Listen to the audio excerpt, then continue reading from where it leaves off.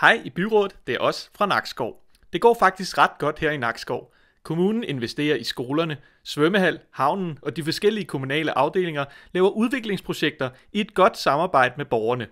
Det synes vi godt om. Men der er bare ét sted, hvor det ikke fungerer. For 3 år siden besluttede I at sætte 10 millioner kroner af til byrumsprojekter i Nakskov, så byen kunne tage sig godt ud her i jubilæumsåret. Det synes vi godt om. Vi spurgte jer i sidste uge, hvordan det er gået, og hvad pengene var brugt på. Vi fik et svar fra jeres udviklingsafdeling, udvikling og erhverv. Det er dem her. De sendte os en masse tal. Dem har vi kigget på.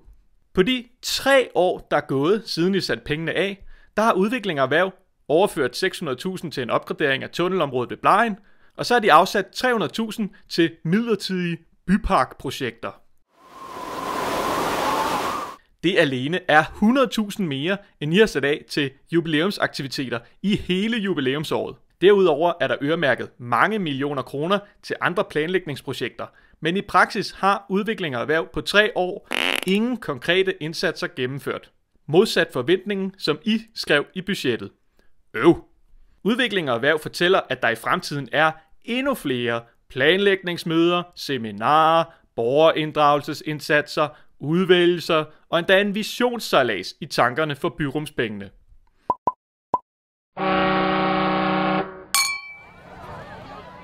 Vi vil rigtig gerne have samarbejdet med udvikling og erhverv. Vi har masser af gode idéer, men det er simpelthen blevet for akademisk. Det synes vi er super ærgerligt, for det sætter en stopklods for det udviklingsmomentum, som kommunen selv har bidraget med at sætte i gang i byen. Her i Nakskov er det kun handling, der tæller. Da der endnu ikke i løbet af 3 år er kommet noget konkret ud af det, og byen har fejret jubilæum i april måned, så vil vi gerne bidrage med ansvarlighed over for kommunens økonomi. Kommunen skal spare 100 millioner kroner på budgettet, og vi foreslår, at de tager de resterende byrumsmidler og bruger dem på de varme hænder, eller de mange andre områder, som byens indbyggere ønsker prioriteret. Vi ser frem til flere gode samarbejder med kommunen. Samarbejde, det synes vi godt om. Venlige hilsner fra os i Nakskov.